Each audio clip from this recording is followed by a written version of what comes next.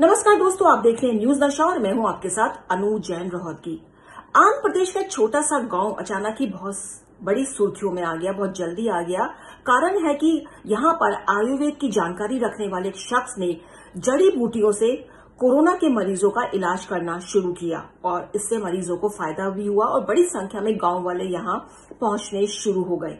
और बड़ी संख्या में जब लोग पहुंचे तो इन जड़ी बूटियों की सेल पर रोक लगा दी गई है। सरकार ने इंटरवीन किया है। खुद जो बड़े बड़े आयुर्वेद के जो रिसर्च स्कॉलर्स हैं वो इसकी जांच कर रहे हैं कि ये जड़ी बूटियों किस हद तक फायदेमंद है।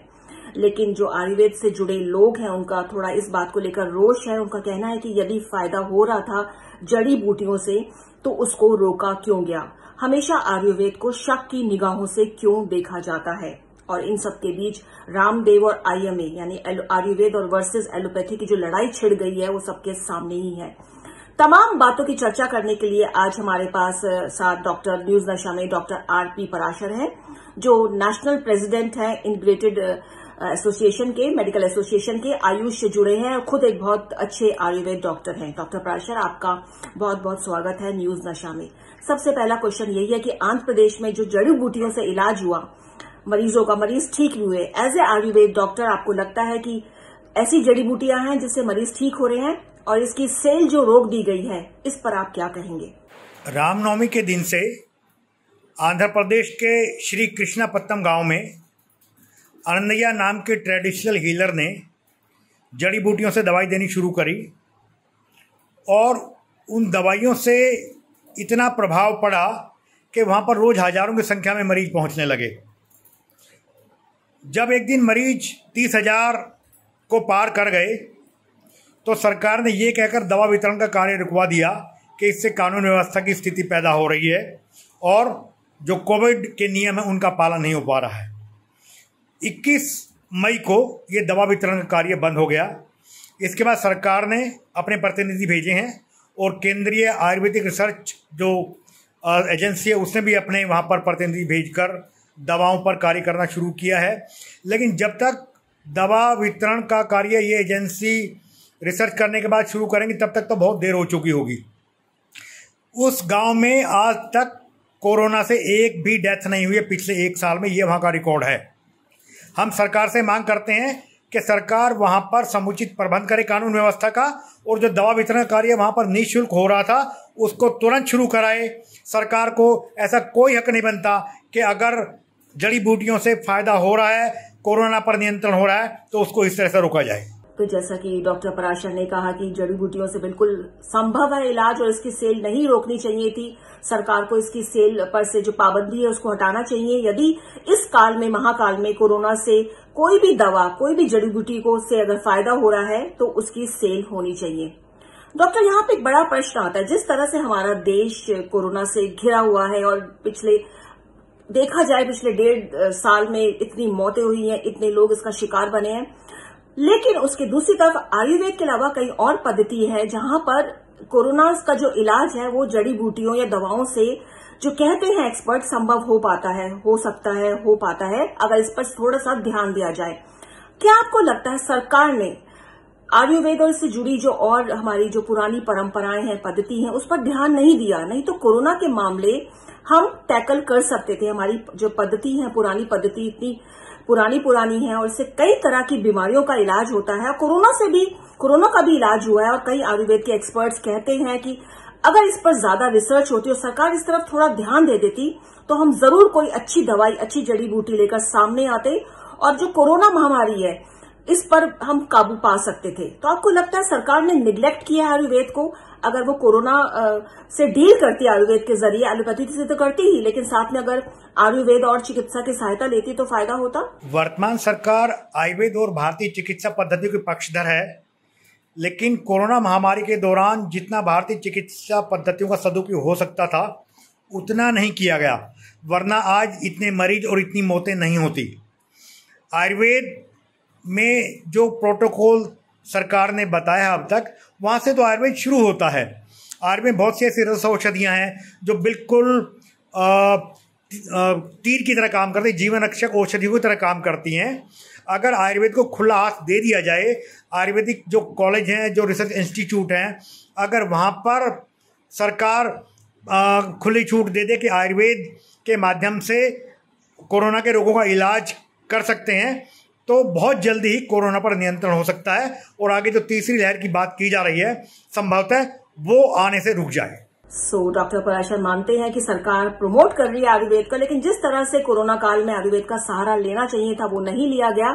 बहुत सी ऐसी जड़ी बूटियां हैं आयुर्वेद में जो बहुत जल्दी काम करती हैं, और ऐसे एग्जाम्पल्स हमने देखने में, जिस तरह का काढ़ा का प्रचलन हो गया, जिस तरह की जड़ी बूटियां हैं उसका प्रचलन हुआ, लोगों ने पीना शुरू किया, उनकी इम्यूनिटी बढ़ी, और आंध्र प्रदेश में जो सामने आए हैं केसेस उसमें साफ पता चल रहा है कि जो गांव वाले हैं वो ठीक हो रहे हैं। और खुद डॉक्टर पराशर ने कहा है, और जो फैक्ट सामने आ रहे हैं कि पिछले 1 साल में इस गांव में कोरोना से किसी की भी डेथ नहीं हुई है। तो कहीं ना कहीं आयुर्वेद काम करती है, लेकिन हमारी ये एक तरह से सरकार की असंवेदनशीलता है, और जिस तरह से रिसर्च होना चाहिए आयुर्वेद पर वो नहीं हो पाया है, नहीं तो हम कोरोना को बहुत अच्छे से डील कर सकते थे। और इसके पीछे कारण ये है कि आयुर्वेद वर्सेस एलोपैथी हमेशा ही बना रहता है, और लेटेस्ट जो एक रामदेव वर्सेस आईएमए में एक जंग छिड़ गई है आयुर्वेद वर्सेस एलोपैथी, उससे हर कोई वाकिफ है। डॉक्टर पराशर, आपको लगता है कि इस तरह से दो बड़ी पद्धति, इंपॉर्टेंट पद्धति के लोग आपस में भिड़ेंगे तो आम लोगों को नुकसान होगा इससे? कायदा तो यही कहता है कि दोनों, कोई भी पद्धति हो उसका रिस्पेक्ट होना चाहिए, हर पद्धति की अपनी एडवांटेज है, इस बात उसको रिस्पेक्ट मिलना चाहिए, उसको सम्मान मिलना चाहिए। लेकिन जो वॉर छिड़ गई है रामदेव और आईएमए के बीच, ये किस तरह से आपको लगता है, इसके पीछे कारण क्या है, क्या वजह है, और इससे आम लोगों को नुकसान पहुंच रहा है? बाबा रामदेव ने इंडियन मेडिकल एसोसिएशन के खिलाफ कुछ बोला है तो उससे इंडियन मेडिकल एसोसिएशन सदस्य बिल्कुल तिलमिला गए हैं, जबकि हकीकत ये है कि आज तक इंडियन मेडिकल एसोसिएशन भारतीय चिकित्सा पद्धति और भारतीय चिकित्सा पद्धतियों के चिकित्सकों का अपमान करती रही हैं। अगर हम आज भी देखें तो इंडियन मेडिकल एसोसिएशन आयुर्वेद को छद्म विज्ञान मानती है और आयुर्वेद के चिकित्सकों को क्वैक मानती है। विकिपीडिया पर हम इस परिभाषा को इंडियन मेडिकल एसोसिएशन द्वारा जारी की गई है, उसे आप देख सकते हैं आज भी। रही बात बाबा को बिजनेसमैन बताने की, तो इंडियन मेडिकल एसोसिएशन आजकल खुद ऐसे प्रोडक्ट्स को प्रमोट कर रही है जिसका चिकित्सा से कोई लेना देना नहीं है। वो पेंट को प्रमोट कर रही है, वो वाटर प्योरीफायर को प्रमोट कर रही है, वो साबुन को प्रमोट कर रही है। तो जो काम बाबा अगर बिजनेसमैन होकर कर रहा है, इंडियन मेडिकल एसोसिएशन को तो बिल्कुल शोभा नहीं देता कि वो ऐसे कार्य करे। मेडिकल काउंसिल ऑफ इंडिया पहले भी इस बात के लिए लताड़ लगा चुकी है इंडियन मेडिकल एसोसिएशन को, और तुरंत इस पर लगाम लगनी चाहिए। अगर हम बात करते हैं इंडियन मेडिकल एसोसिएशन के खुद के व्यवहार की, तो जब सरकार ने आयुर्वेदिक और योग का प्रोटोकॉल जारी किया तो इंडियन मेडिकल एसोसिएशन ने बयान जारी कर न केवल सरकार की आलोचना करी बल्कि माननीय स्वास्थ्य मंत्री डॉक्टर हर्षवर्धन जी की भी आलोचना करी और इसके खिलाफ आंदोलन शुरू करने की घोषणा करी। हम मांग करते हैं कि इंडियन मेडिकल एसोसिएशन के खिलाफ डिजास्टर मैनेजमेंट एक्ट के खिलाफ मुकदमा दर्ज करे और कार्रवाई शुरू की जाए। तो डॉक्टर पराशर का सीधा मानना है कि आईएमए जो है हमेशा ही आयुर्वेद की निंदा करता है, उसको क्वैक बुलाता है वहां के उनके डॉक्टर्स को, और समय समय पर नीचा दिखाने की कोशिश की जाती है आयुर्वेद को, डॉक्टर्स को। तो दोस्तों, हमारा तो ये मानना है कि ये गलत है, क्योंकि हर चिकित्सा पद्धति, चाहे वो एलोपैथी हो, चाहे वो आयुर्वेद हो, चाहे वो यूनानी हो, चाहे वो होम्योपैथिक हो, जिसको जो सूट करती है उसको वो सूट करती है। और बहुत से लोग हैं जो इस तरह की जो चिकित्सा पद्धति है उस पर बिलीव करते हैं और उनको फायदा भी होता है। तो जिस तरह से हमारा देश कोरोना से घिरा हुआ है और कोरोना के मरीज सामने आ रहे हैं, और बहुत से मरीज ऐसे हैं जिनको एलोपैथी दवाएं सूट भी नहीं करती हैं, ऐसे में उनको कहा जाता है कि आप दूसरी पद्धति की दवाएं लें। तो हर पद्धति का रिस्पेक्ट होना चाहिए, और खासकर इस समय में तो ये सरकार की भी जिम्मेदारी है, ये एलोपैथी डॉक्टर्स की भी जिम्मेदारी है, ये आयुर्वेद डॉक्टर्स की भी, एक्सपर्ट्स की भी जिम्मेदारी है। तमाम लोगों की जिम्मेदारी बनती है कि आपस में लड़ना छोड़ के हमको एकजुट होकर कोरोना से लड़ना है। और ये बात जरूर है कि हमको हर थेरेपी, हर एलोपैथी, हर पद्धति, चाहे वो होम्योपैथ हो, चाहे वो एलोपैथ हो, चाहे वो आयुर्वेद है, उसका सम्मान करना है। और तभी हमारा देश बहुत बड़ा है। जरूरी नहीं है कि गांव के किसी कोने में बैठे हुए लोग को एलोपैथी की सुविधा मिल जाए, लेकिन हो सकता है उसको आयुर्वेद की सुविधा मिल जाए, उसको यूनानी पद्धति की सुविधा मिल जाए, उसको नेचुरोपैथी की जो है सुविधा मिल जाए। तो इसलिए हमको मिल करके बिल्कुल सारी पद्धतियों को बढ़ाना है और देश को कोरोना के साथ साथ और जो भी बीमारी है उनसे हमको बचाना है। तो हमको सभी पद्धति का हमको आदर करना पड़ेगा, रिसर्च बढ़ानी पड़ेगी, उसमें एक साइंटिफिक एविडेंस लेके सामने आना पड़ेगा।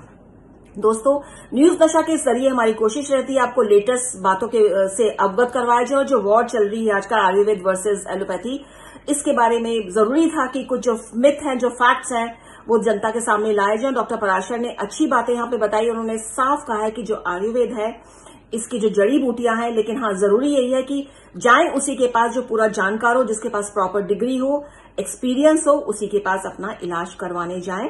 चाहे वो पद्धति आप कोई भी लें, चाहे वो आयुर्वेद लें, चाहे एलोपैथी लें, चाहे होम्योपैथिक लें, ध्यान यही रखिए कि जिसके पास आप जा रहे हैं उसके पास डिग्री हो, उसके पास एक्सपीरियंस हो और वो क्वैक ना हो।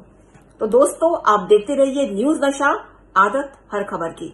और आप हमसे जुड़े रहने के लिए सब्सक्राइब करें YouTube पर, फॉलो करें Twitter पर और लाइक करें Facebook पर। और ज्यादा जानकारी के लिए न्यूज नशा की वेबसाइट पर जाएं। आपको टाइप करना होगा सिर्फ न्यूज नशा।